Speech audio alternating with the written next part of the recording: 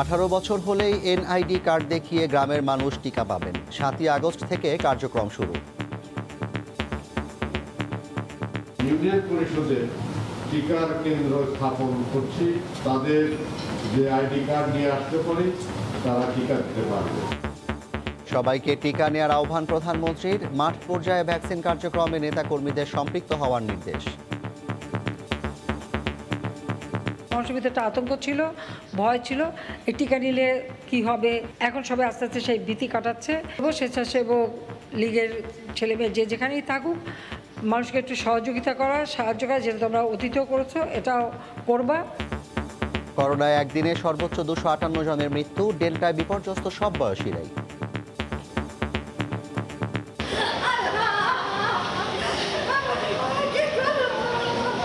ভয়বারই পারলাম না, যেহেতু অস্থির, বুঝি নাই যে এইভাবে মৃত্যু যে এইভাবে হয়ে যায়। বয়স তো কম, ভাবতে পারিনি যে এই বয়সে মারা যায়।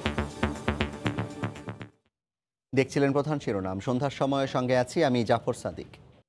এবার অন্যান্য শীর্ষ সংবাদ। করোনার টালমাটাল অবস্থার মধ্যেই প্রতিদিনই রেকর্ড ভাঙছে ডেঙ্গু। 24 ঘন্টায় সর্বোচ্চ 143 জন হাসপাতালে ভর্তি। রাজধানীতে অভিযানে গেলেই মিলছে লার্ভা।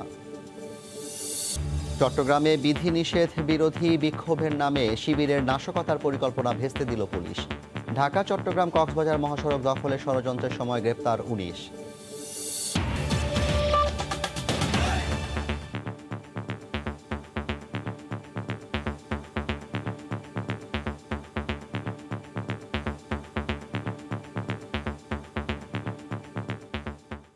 আঠারো বছর হলে এনআইডি কার্ড দেখিয়ে দেশের ইউনিয়ন পর্যায়ে মিলবে করোনার টিকা।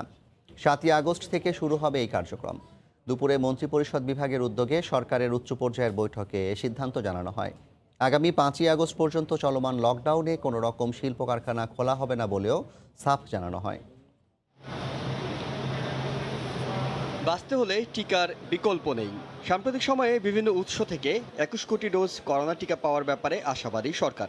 এ অবস্থায় দেশব্যাপী টিকা কার্যক্রম আরও বেগবান করতে ইউনিয়ন পরিষদে টিকা কেন্দ্র স্থাপনের সিদ্ধান্ত নিয়েছে সরকার। 7ই আগস্ট থেকে সেখানে নিবন্ধন ছাড়া কেবল জাতীয় পরিচয়পত্র দেখেই মিলবে করোনার টিকা। মঙ্গলবার সচিবালয়ে মন্ত্রিপরিষদ বিভাগের এক উচ্চ পর্যায়ের বৈঠকে বিষয়টি জানান স্বাস্থ্যমন্ত্রী। ইউনিয়ন পরিষদে টিকার কেন্দ্র স্থাপন করছি, যেখান থেকে ইউনিয়নের সমস্ত লোকজন, আপামর জনসাধারণ যারা টিকা নিতে চায় বা নিতে হবে, তারা ওখানে এসে টিকা নিতে পারবে। এই সুবিধাটুকু আমরা এখন করে দিচ্ছি। তারা তাদের যে আইডি কার্ড নিয়ে আসতে পারে তারা টিকা দিতে পারবে। কোথাও কোথাও ঢিলেঢালা লকডাউন থাকলেও তা কঠোরভাবে কার্যকরের সিদ্ধান্ত হয় মন্ত্রিপরিষদ বিভাগের উদ্যোগে উচ্চ পর্যায়ের এই বৈঠকে, যেখানে অংশ নেন 3 বাহিনী, বিজিবি, কোস্টগার্ড, পুলিশ, স্বাস্থ্য মন্ত্রণালয়ের সংশ্লিষ্টরা। সিদ্ধান্ত হয় কঠোর লকডাউন চলবে 5ই আগস্ট পর্যন্ত। তবে এর মধ্যেই লকডাউন শিথিল করে শিল্প প্রতিষ্ঠান খুলে দেওয়ার দাবি জানিয়েছিলেন কারখানা মালিকরা। তাদের প্রস্তাব নাকচ করা হয় এই বৈঠকে। আমাদের যে লকডাউন চলছে এটা চলতেই থাকবে। আমাদের যে টার্গেট 5 তারিখ পর্যন্ত, সেই 5 তারিখ পর্যন্ত লকডাউন চলবে। শিল্পপতিরা এবং অনেকেই রিকোয়েস্ট করেছিলেন, আমরা সেই রিকোয়েস্ট আমরা বোধহয় গ্রহণ করতে পারছি না। যাদের এনআইডি নেই, বিশেষ ব্যবস্থায় কেন্দ্রেই নিবন্ধন করে তাদের টিকা দেওয়া হবে বলে জানান মন্ত্রিপরিষদ সচিব। যাদের আইডি কার্ড বা বার্থ রেজিস্ট্রেশন কিছু না থাকবে তাদেরও একটা বিশেষ ব্যবস্থায় রেজিস্ট্রেশন করে দিয়ে দেওয়া হবে স্পটে। হিসান জুয়েল, সময় সংবাদ, ঢাকা। সবাইকে টিকা নেওয়ার আহ্বান জানিয়ে প্রধানমন্ত্রী শেখ হাসিনা বলেছেন, বাংলাদেশের 80% মানুষকে টিকার আওতায় আনতে কাজ করছে সরকার।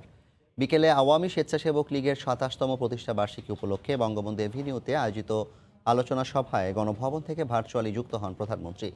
এ সময় মাঠ পর্যায়ে ভ্যাকসিন কার্যক্রমে নেতাকর্মীদের সম্পৃক্ত হওয়ার নির্দেশ দেন প্রধানমন্ত্রী শেখ হাসিনা।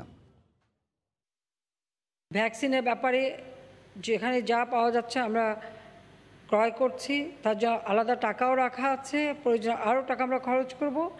কিন্তু বাংলাদেশে অন্তত 80% মানুষ অর্থাৎ যারা ভ্যাকসিন নিতে পারে WHO নির্দেশ মোতাবেক, তার সবাই যাতে ভ্যাকসিন নিতে পারে সেই ব্যবস্থা আমরা করে দিচ্ছি। আর ইতিমধ্যেই আমাদের কিন্তু প্রায় 1,87,00,000 কাছাকাছি আমাদের ভ্যাকসিন হয়ে গেছে দেওয়া। আর সেই সাথে আমরা আরও ভ্যাকসিন দেওয়াচ্ছি এবং একেবারে গ্রাম পর্যায়ে ভ্যাকসিন দেওয়ার ব্যবস্থা আমরা নিচ্ছি।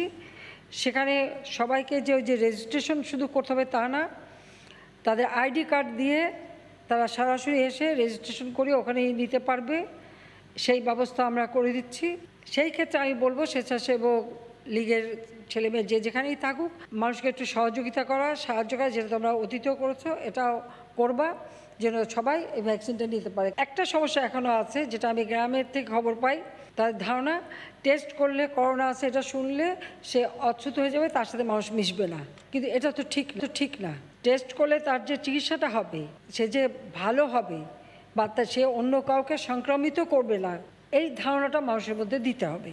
লাশ দাফন কাফন সব ব্যবস্থাতেই আমি দেখি স্বেচ্ছাসেবক লীগ অত্যন্ত চমৎকারভাবে সুনির্দিষ্টভাবে কাজ করে যাচ্ছে। তোমরা যেভাবে মানবতা সেবা দৃষ্টান্ত স্থাপন করেছো, এটা অব্যাহত রাখো, এটাই মনে রাখবে, যেটাই হচ্ছে আমাদের আদর্শ, এটাই আমাদের কাজ, এটাই আমাদের জাতির পিতা শিখিয়েছেন। করোনায় মৃত্যুর তালিকা প্রতিদিনই ছাড়িয়ে যাচ্ছে আগের দিনেরটা। সবশেষ 24 ঘন্টায় সর্বোচ্চ 258 জন মারা গেছেন। সর্বোচ্চ 52,000-এর বেশি নমুনা পরীক্ষায় আজও শনাক্ত প্রায় 15,000। রোগীর অস্বাভাবিক চাপে হাসপাতালগুলোর বেসামাল অবস্থা। ব্যুরো জেলা প্রতিনিধিদের পাঠানো তথ্য ছবি নিয়ে রিপোর্ট।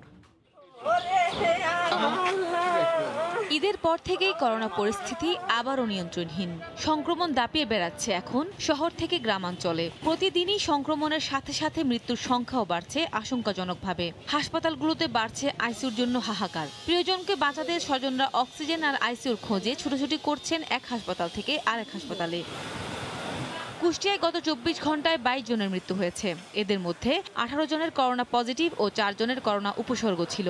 675 জনের নমুনা পরীক্ষায় 253 জনের নতুন করে করোনা শনাক্ত হয়েছে। আক্রান্তের হার 37.48%। 2 দিন নিচে থাকার পরে বেড পাইছি। ওষুধ পানিগুলো যদি বাড়িতে যেগুলো কিনা লাগছে, এগুলো যদি হাসপাতাল কর্তৃপক্ষ আমাদের যে দিত, আমাদের থেকে আর কি আসলে একটু ভালো হতো আর কি। রাজশাহী মেডিকেল কলেজ হাসপাতালের করোনা ইউনিটে 24 ঘন্টায় 21 জনের মৃত্যু হয়েছে। এর মধ্যে রাজশাহীরই 7 জন। একদিনে এই হাসপাতালের করোনা ইউনিটে ভর্তি হয়েছেন 55 জন। চাপটা একটু বেশি, মারা যাচ্ছে অনেক। এক আল্লাহ ছাড়া কেউ পারবে না এই করোনা থামাতে। ময়মনসিংহ মেডিকেল কলেজ হাসপাতালের করোনা ইউনিটে একদিনে করোনা ও উপসর্গ নিয়ে 19 জনের মৃত্যু হয়েছে। আক্রান্তের হার 25.53%। শ্বাসকষ্ট অনেক, কিন্তু অক্সিজেন মাঝে মাঝে কেউ পাচ্ছে কেউ পাচ্ছে না। গেলে না ডাইরেক্ট না করে আইসিইউ নাই। কালকে আমার বিয়েটা আইসিইউর জন্য মারা গেল। এমন একটা পর্যায়ে হাসপাতালে তারা ভর্তি হচ্ছে, কোনো কিছু ব্যবস্থাপনা দেওয়ার আগেই তারা মৃত্যুবরণ করতেছে। চট্টগ্রামে করোনা সংক্রমিত হয়ে একদিনে সর্বোচ্চ মৃত্যু ও আক্রান্তের ঘটনা ঘটেছে। জেলায় সর্বোচ্চ 18 জনের মৃত্যু হয়েছে। আক্রান্তের হার 38%। সাইডে চলে আসছে যে অক্সিজেন জরুরি লাগবে, যে ইমার্জেন্সি। বুকে কফ জাম হয়ে গেছে, তাই কথাবার্তা বলতে পারতেছি না। দেশের উত্তর ও দক্ষিণাঞ্চলে করোনা আক্রান্ত ও উপসর্গে মারা গেছেন 39 জন। এর মধ্যে বরিশালেই মারা গেছেন 16 জন, আর বগুড়ায় 12 জন ও খুলনায় 11 জনের মৃত্যু হয়েছে। 3 ঘন্টা লাগে এটা অক্সিজেন শেষ হইতে, কিন্তু 3 ঘন্টার ভিতরে পাওয়া যায় না। যে চাপ, সে চাপে এই সিলিন্ডারে কভার হয় না। ইমার্জেন্সি রোগী আপনার 60-এর নিচে আছে, এখনো একটা সিলিন্ডার পাইতেছি না। এছাড়া একদিনে করোনা আক্রান্ত ও উপসর্গে কুমিল্লায় 10 জন, ফরিদপুরে 9 জন, চুয়াডাঙ্গায় 8 জন, চাঁদপুরে 6 জনের মৃত্যু হয়েছে। সাদিয়া আফরিন, সময় সংবাদ। ডেল্টায় বিপর্যস্ত হচ্ছে সব বয়সীরাই। 2 মাসে মোট মৃত্যুর 21% বয়সী 31 থেকে 50 বছরের মধ্যে। জুনের আগে বয়সীদের মৃত্যুহার ছিল 16%। ফারুক ভূঁইয়া, রবিনের রিপোর্ট। ঢাকার বেরাদের আজিজ মিয়া কিংবা কেরানীগঞ্জের তাসলিমা বেগম, দুজনের বয়সী 40-এর কোঠায় দুজনকেই প্রাণ হারাতে হলো করোনায়। শোয়াইবারই পারলাম না, যেহেতু অস্থির, বুঝি নাই যে এইভাবে মৃত্যু যে এইভাবে হয়ে যায়। বয়স তো কম, ভাবতে পারিনি যে এই বয়সে মারা যায়। দেশে কোভিডের 3য় ঢেউয়ে ক্রমেই বাড়ছে মাঝবয়সীদের মৃত্যুহার। জুন মাসের প্রথম দিন পর্যন্ত 31 থেকে 50 বছর বয়সীদের কোভিডে প্রাণ হারানোর হার ছিল মোট মৃত্যুর 16%, কিন্তু জুন ও জুলাইয়ে এ হার 21%। অন্যদিকে 21 থেকে 30 বছর বয়সীদের চিত্র উদ্বেগজনক। কোভিডের 3য় ঢেউয়ে তাদের মৃত্যুহার 2.74%, যা আগের যে কোনো সময়ের তুলনায় বেশি। অরিজিনাল ভেরিয়েন্টটা ছিল এবং সাউথ আফ্রিকা, ইউকে ভেরিয়েন্ট ছিল, সেগুলো তো কম ছিল, কিন্তু ডেল্টাতে এসে এটা কোনো এইজ কেয়ার ছেড়ে দিচ্ছে না। তাহলে এটাই ভয়ঙ্কর। ইয়াংরা যেন মনে না করে যে আমরা মুক্ত আছে। এদিকে দেশে মোট মৃত্যুহারও বাড়ছে। ভারতকে ছাড়িয়ে বাংলাদেশের অবস্থান এখন দক্ষিণ এশিয়ায় তৃতীয়। বর্তমানে শনাক্তের বিপরীতে মৃত্যু ১.৬৫%, যা এক মাস আগেও ছিল ১.৫৯%। স্বাস্থ্য অধিদপ্তর বলছে, রোগীদের হাসপাতালে আসতে দেরি করার কারণে বাড়ছে মৃত্যু। অন্যদিকে বিশেষজ্ঞরা দায়ী করছেন হাসপাতাল ব্যবস্থাপনা নিয়ে আস্থার সংকটকে। একটি বড় সংখ্যক রোগী কিন্তু প্রাথমিক উপসর্গকে ডিনাই করেছেন, চিকিৎসা কেন্দ্রে আসতে অনেক ক্ষেত্রে অস্বীকার করেছেন, খুব গুরুতর অসুস্থ অবস্থায় তারা এসেছেন, এবং যে কারণে মৃত্যুর সংখ্যাটি গত কিছুদিনে আমরা দেখেছি বেড়েছে। দেশে কোভিড আক্রান্ত হয়ে কেবল জুলাইয়ে প্রাণহানি ৫,০০০-এর বেশি। ফারুক ভূঁইয়া, রবিন, সময় সংবাদ, ঢাকা। কঠোর বিধিনিষেধের পঞ্চম দিনে অনেকটাই আগের চেহারায় রাজধানী। বাস ছাড়া সবই চলছে রাস্তায়। স্বাস্থ্যবিধির তোয়াক্কা না করেই রিকশা ও বিভিন্ন যানবাহনে চলাচল করছেন মানুষ। অজুহাতেরও শেষ নেই তাদের। আইন শৃঙ্খলা রক্ষা বাহিনী বলছে, যৌক্তিক কারণ না দেখাতে পারলে জরিমানা করা হচ্ছে। করোনা সংক্রমণ রোধে দেশে কাগজে কলমে কঠোর বিধিনিষেধ চললেও বাস্তব চিত্র এমনই। রাজধানীতে গাদাগাদি ঠাসাঠাসি করে চলছে ভ্যান ও রিকশা, যেখানে উল্টা সংক্রমণ বাড়ার আশঙ্কা অনেক বেশি। রাস্তায় বের হওয়া যাত্রীরা বলছেন, অফিস খোলা, তাই বাধ্য হয়ে তাদের বের হতে হয়েছে। গণপরিবহন না থাকার সুযোগে ৮ থেকে ১০ গুণ বেশি ভাড়া দিতে হচ্ছে বলে অভিযোগ তাদের। আমরা যেভাবে প্রত্যেকদিন অফিস করতেছি, ভ্যানে রিক্সায় করে অন্তত আমাদের ৫ থেকে ১০ গুণ বেশি ভাড়া হইতেছে। ক্ষতিগ্রস্ত আমরা। ১ টাকার ভাড়া, শনি টাকা 10 টাকা ভাড়া, আমি 80 টাকা দিয়ে আসছি। এখান থেকে ভাড়া সম্ভব সর্বোচ্চ হলে ৩০ থেকে ৩৫, ৪০০ টাকা যাচ্ছে। ব্যক্তিগত গাড়ির চাপ বেড়েছে ঢাকার প্রবেশ মুখগুলোতেও। সেখানে পুলিশের চেকপোস্ট থাকলেও নানা অজুহাত দিয়ে চলাচল করতে দেখা যায় যাত্রীদের। মারা গেছে লোক, যাইতে তো হইবই। মামলার ডেট তারিখ শেষ, আমার বাধ্যতামূলক যাইতে হইব। মানুষ যদি স্বতঃস্ফূর্তভাবে এটাকে মানতো, ঘরে থাকতো, তাহলে না এটার ফিডব্যাক পেতাম আমরা, কিন্তু সেটা তো হচ্ছে না। মানুষ ঠিকই বেরোচ্ছে। ট্রাফিক পুলিশ বলছে, চলমান কঠোর বিধিনিষেধে গেল ৪ দিনের তুলনায় মঙ্গলবার সড়কে যানবাহনের সংখ্যা বেড়েছে। তবে যৌক্তিক কারণ না দেখাতে পারলে জরিমানার আওতায় আনা হচ্ছে। যারা অজুহাত দিচ্ছে, সঠিক কারণ দর্শাতে পারতেছে না, আমরা আইনের আওতায় নিয়ে আসতেছি। সবচেয়ে বেশি চেষ্টা করতেছি তাদের বোঝানোর, যেন তারা বাসায় থাকে। এদিকে মঙ্গলবার ঢাকার বাইরের সড়কেও সাধারণ মানুষ ও যানবাহন ছিল তুলনামূলক বেশি। চট্টগ্রাম, খুলনা, রাজশাহী ও ময়মনসিংহ শহরে কঠোর বিধিনিষেধের মধ্যে চলতে দেখা যায় অটোরিকশা সহ বিপুল সংখ্যক ব্যক্তিগত গাড়ি। মাহমুদ রাকিব, সময় সংবাদ, ঢাকা। করোনার টালমাটাল অবস্থার মধ্যেই প্রতিদিন রেকর্ড ভাঙছে ডেঙ্গু। ২৪ ঘন্টায় সর্বোচ্চ ১৪৩ জন হাসপাতালে ভর্তি হয়েছেন, এর মধ্যে রাজধানীর ১৪২ জন।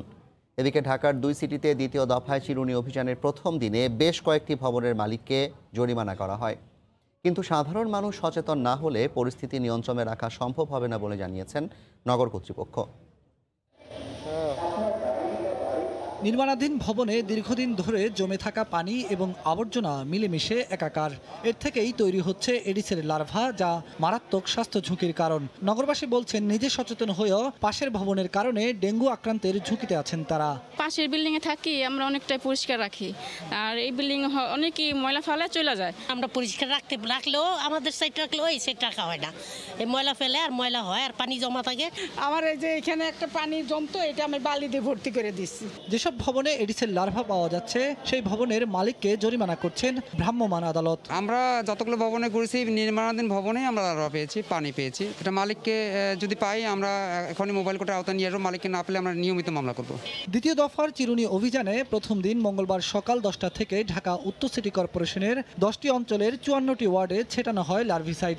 একইভাবে অভিযান চলে ঢাকা দক্ষিণ সিটি কর্পোরেশনেও। গত বছর মশক নিধনে ওষুধের কার্যকারিতা নিয়ে যে প্রশ্ন উঠেছিল, এবার সে বিষয়ে সতর্ক অবস্থানের কথা জানিয়েছেন ডিএনসিসির প্রধান স্বাস্থ্য কর্মকর্তা।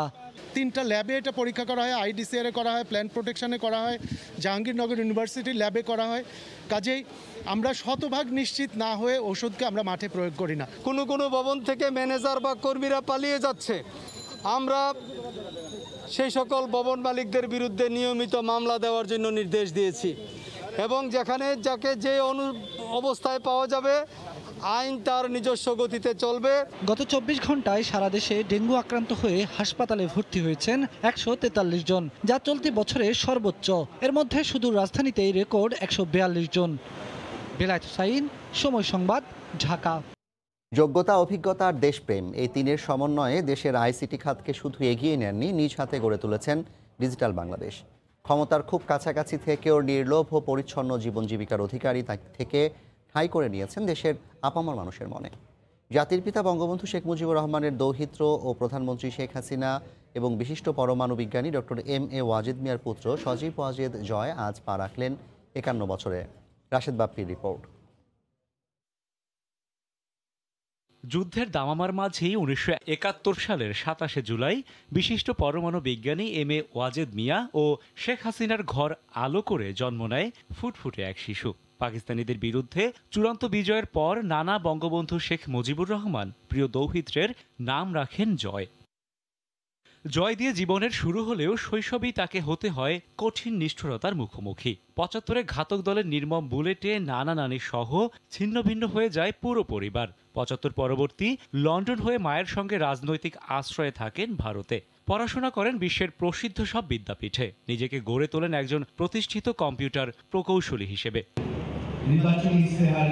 জীবনের বড় একটি সময় প্রবাস জীবনযাপন করলেও দেশ ভাবনা থেকে কখনো পিছপা হননি বঙ্গবন্ধু দৌহিত্র সজীব ওয়াজেদ জয়। 2014 সালে দায়িত্ব নেন মা প্রধানমন্ত্রী শেখ হাসিনার অবৈতনিক তথ্য ও যোগাযোগ প্রযুক্তি বিষয়ক উপদেষ্টা হিসেবে।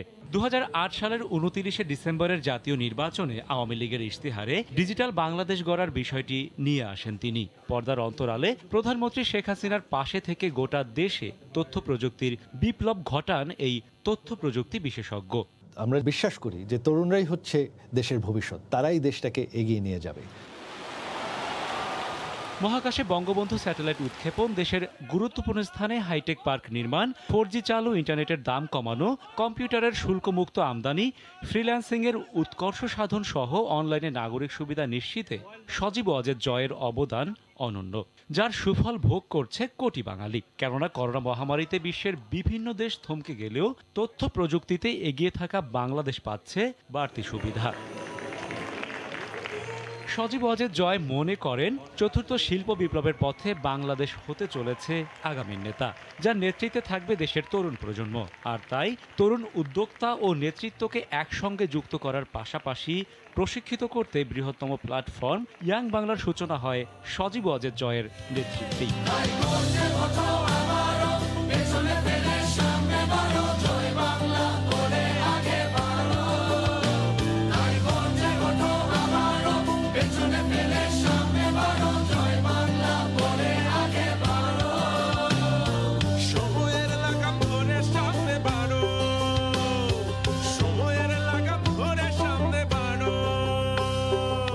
শ্রমভিত্তিক অর্থনীতিকে প্রযুক্তি নির্ভর করে তুলতে জাতীয় পর্যায়ে চলমান কর্মপ্রয়াসের কেন্দ্রবিন্দুতে সজীব ওয়াজেদ জয়, যার নেতৃত্বে দেশের উত্তরণ ঘটেছে অফলাইন থেকে অনলাইনে। প্রযুক্তির বরপুত্র ডিজিটাল বাংলাদেশের এই রূপকারের হাত ধরেই আরও সমৃদ্ধির পথে এগিয়ে যাবে বাংলাদেশ, এগিয়ে যাবে তারুণ্য। রাশেদ বাপ্পি, সময় সংবাদ। এই মুহূর্তে কক্সবাজারে আছেন রিপোর্টার সুজাউদ্দিন রুবেল। সবশেষ পরিস্থিতি জানতে সরাসরি চলে যাচ্ছি তার কাছে। রুবেল। জাফর, আপনাকে ধন্যবাদ। যে বিষয়টি বলতে হয়, কক্সবাজারে এখনো ভারী বৃষ্টিপাত অব্যাহত আছে, যেটি গতকাল রাত থেকে শুরু হয়েছে। সেই বৃষ্টিপাত এখনো থামছে না। আমরা কক্সবাজার আবহাওয়া অধিদপ্তরের সাথে কথা বলেছি, তিনি যে বিষয়টি জানিয়েছে প্রায় 141 মিলিমিটার বৃষ্টিপাত রেকর্ড করা হয়েছে গত 24 ঘন্টায়। তো যার কারণে আসলে যেহেতু টানা বৃষ্টিপাত হচ্ছে, সেহেতু পাহাড় ধসের ঘটনা কক্সবাজার ঘটেই থাকে। আজকে পাহাড় ধসে কক্সবাজারের উখিয়ায় প্রায় 5 জন মারা গিয়েছে। আমরা সেই ঘটনাস্থলে আছি। আসলে আমরা যে দৃশ্যটি দেখতে পেয়েছি, পাহাড়ের খাদে খাদে অনেক রোহিঙ্গার বসতি রয়েছে। সেই রোহিঙ্গার বসতিতে তাদেরকে সরে যাওয়ার জন্য প্রশাসনিক নানা ধরনের মাইকিং সহ যারা ভলেন্টিয়ার আছে তারা চেষ্টা চালিয়ে যাচ্ছেন, কিন্তু কোনোভাবে যারা রোহিঙ্গারা রয়েছেন তারা কিন্তু সরছে না। তারা বলছে তারা এখানেই থাকবে এবং সেখানে যদি পাহাড় ধসে পড়ে তারপরও তারা সেখানে পাহাড়ের পাদদেশেই বসবাস করবেন বলে আমাদেরকে জানিয়েছেন। আমরা আজকে বেশ কয়েকটি জায়গায় পাহাড়ের রোহিঙ্গা ক্যাম্পে অতিরিক্ত শরণার্থী ত্রাণ ও প্রত্যাবাসন কমিশনার মোহাম্মদ শামসুদ্দোহা সহ গিয়েছিলাম। সেখানে যে দৃশ্যগুলো দেখতে পেয়েছি আসলে ভয়াবহ। সেখানে প্রায় 1.5 লক্ষাধিকের অধিক রোহিঙ্গা বসবাস করছে। তাদেরকে অনেকে সরে যাচ্ছে, আবার অনেকে সরছে না। যারা সরে যাচ্ছে তাদেরকে ক্যাম্পের যে লার্নিং সেন্টারগুলো রয়েছে সেখানে তাদেরকে রাখা হয়েছে। অন্যান্য যারা তাদেরকে বারবার চেষ্টা করা হচ্ছে তাদেরকে সরিয়ে নেওয়ার জন্য, কিন্তু তারপরেও তারা সরছে না। আমরা দেখেছি বরং তারা বসতিগুলো মেরামত করছে সেই জায়গায়। তারপরেও অতিরিক্ত শরণার্থী ত্রাণ প্রত্যাবাসন যে কমিশনার যে বিষয়টি বলেছে, তারা যদি সরে না যায় তাহলে রাতের মধ্যে তাদেরকে জোরপূর্বক সরিয়ে আশ্রয় কেন্দ্রে নিয়ে আসা হবে। তো জাফর, এই ছিল আমার কাছে রোহিঙ্গা ক্যাম্প থেকে সবশেষ। কক্সবাজারে ভারী বর্ষণে রোহিঙ্গা ক্যাম্পে 5 জনের মৃত্যু হয়েছে, সে খবর জানাতে আমাদের সঙ্গে সরাসরি যুক্ত হয়েছিলেন রিপোর্টার সুজাউদ্দিন। লকডাউন বিরোধিতার নামে বৃহত্তর চট্টগ্রামে জামায়াত শিবিরের বড় ধরনের নাশকতার পরিকল্পনা নস্যাৎ করে দিয়েছে পুলিশ। ঢাকা চট্টগ্রাম এবং চট্টগ্রাম কক্সবাজার মহাসড়ক অবরোধ করার পাশাপাশি সরকারি স্থাপনায় হামলার পরিকল্পনা নিয়েছিল তারা। সাখাওয়াত ত্রিপুর ক্যামেরায় বিস্তারিত জানাচ্ছেন কমল দে। গত কয়েকদিন ধরে বিভিন্ন দেশে লকডাউন বিরোধী বিক্ষোভ চলছে। সেই ইস্যুকে সামনে রেখে বাংলাদেশে বড় ধরনের নাশকতার পরিকল্পনা নিয়েছিল জামায়াত শিবিরের নেতা কর্মীরা, কিন্তু সোমবার রাতে পুলিশের বিশেষ অভিযানে আপাতত সেই পরিকল্পনা নস্যাৎ হয়ে গেছে। চট্টগ্রাম অংশে নাশকতা সৃষ্টির পরিকল্পনার গোপন বৈঠকে হানা দিয়ে সংগঠনটির 19 জন নেতাকর্মীকে আটক করে। তাদের প্ল্যান ছিল চলমান লকডাউনকে ঘিরে দেশে একটি অস্থিতিশীল পরিস্থিতি সৃষ্টির জন্য চট্টগ্রাম কক্সবাজার মহাসড়ক কিংবা কোনো সরকারি স্থাপনায় একটি নাশকতামূলক কর্মকাণ্ড ঘটিয়ে চট্টগ্রামে একটি বিশৃঙ্খল পরিস্থিতি সৃষ্টি করা। মূলত ঢাকা চট্টগ্রাম এবং চট্টগ্রাম কক্সবাজার মহাসড়কে অবস্থান নেওয়ার পাশাপাশি সরকারি স্থাপনা ছিল তাদের হামলার প্রধান লক্ষ্যবস্তু। জিজ্ঞাসাবাদে এমন তথ্য পেয়েছে পুলিশ। জড়ো হয়ে তারা যে কোনো নাশকতার পরিকল্পনা অথবা এই যে চলমান যে লকডাউন আছে, লকডাউন বিরোধী কর্মকাণ্ড পরিচালনা করতে পারে, এই সংবাদের ভিত্তিতে আমরা অভিযান করি এবং তাদেরকে আটক করি। বেশ কবছর আত্মগোপনে থাকার পর এই নাশকতার মাধ্যমে আবারও প্রকাশ্যে আসার পরিকল্পনা ছিল তাদের। 19 জনকে আটকের ঘটনায় নগরীর চাঁদগাঁও থানায় পৃথক 2টি মামলা দায়ের করেছে পুলিশ। কমল দে, সময় সংবাদ, চট্টগ্রাম। দেখছেন সন্ধ্যার সময়।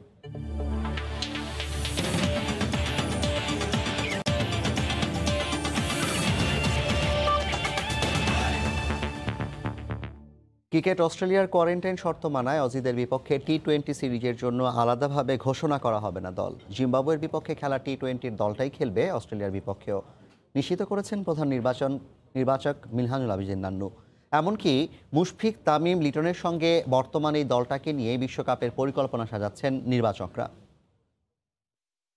বায়োবেবল যে সিস্টেম আছে এই সিস্টেমে দল দেওয়ার কোনো সুযোগ নেই, কারণ জিম্বাবুয়েতে যারা আছে ওদেরকে নিয়ে স্ট্রেট ওয়ে ওরা 29 তারিখে আসার পরেই হোটেলে চেক ইন করবে।